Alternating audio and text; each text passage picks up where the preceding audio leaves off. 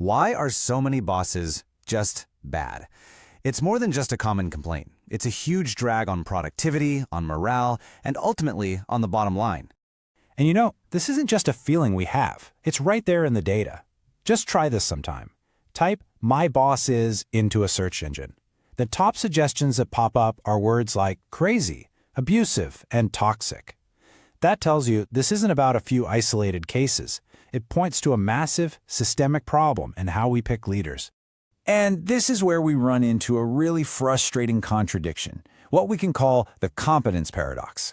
We all say we want capable, inspiring, effective leaders. Of course we do. But then we look around our organizations and they're often filled with the exact opposite. So what's going on? Why is there such a huge gap between what we say we want and what we actually get? To really get to the bottom of this, we've got to reframe the question we're asking. The discussion often revolves around diversity, which is incredibly important. But there's a more fundamental question we need to address first. Why do so many incompetent people of any gender end up in positions of power? Well, it turns out the answer has a lot to do with our own psychology. We're all wired with certain biases that make us, really bad at picking leaders. We consistently fall for 3 specific psychological traps, and understanding them is the first step toward avoiding them. All right, trap number 1. This one is probably the biggest and most common. It's the confidence deception. We are just naturally drawn to confident people. When someone acts like they know what they're doing, with all the bravado and swagger, our brain takes a shortcut and just assumes they actually know what they're doing. And this is where it all falls apart, because there is a huge, and I mean huge, difference between confidence and actual competence. Confidence is just how good people think they are. Competence is how good they actually are. Research shows the overlap between the two is surprisingly small. So when we select for confidence, we're not necessarily selecting for talent. We're often just selecting for overconfidence. So that leads us right into trap number 2, the charisma fallacy. Look, we live in a world that celebrates big, entertaining personalities. We've been trained to be drawn to leaders who are charming, who are witty, who can put on a good show. But here's the problem. The very qualities that make someone a captivating performer are often the opposite of what makes them a great leader. We choose the drama and the entertainment, but what we really need is stability and predictability. The truth is, the most effective leaders are often humble, maybe even a little bit boring. Their focus is on the team's success, not their own performance.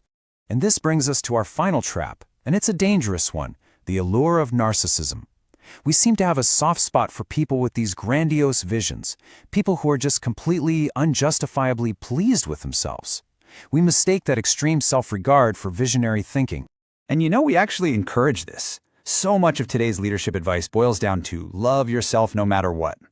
The result? We end up with a surplus of leaders who are dangerously unaware of their own flaws and limitations. And that, as you can imagine, leads to some really reckless, damaging decisions. Okay, so we've diagnosed the problem. We know the traps we fall into. The big question is what we do about it. How do we actually start choosing the right people? Well, it's going to require a whole new playbook, one that's based on reality, not just perception. And the good news is this playbook is pretty straightforward. It really just comes down to 3 steps. First, we need to learn to follow the right signs of leadership potential. Second, and this is a tough one for a lot of us, we have to actively distrust our own instincts. And third, we need to elevate our standards for what we consider leadership material.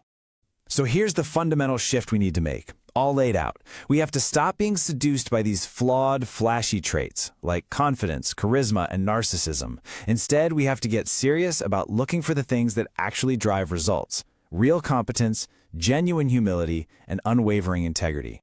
Now, that second step is absolutely critical, so let's linger on it for a second. Distrust your gut. Your intuition, especially in a job interview, is basically a trap. It's just the magnet for your own biases. The interview becomes less about identifying talent and more about finding people who are just like you. We have to rely on more objective, data-driven ways to spot potential. So what this all comes down to is creating a new leadership standard. It means we have to fundamentally rethink and redefine what we value, what we look for, and what we reward in the people we put in charge.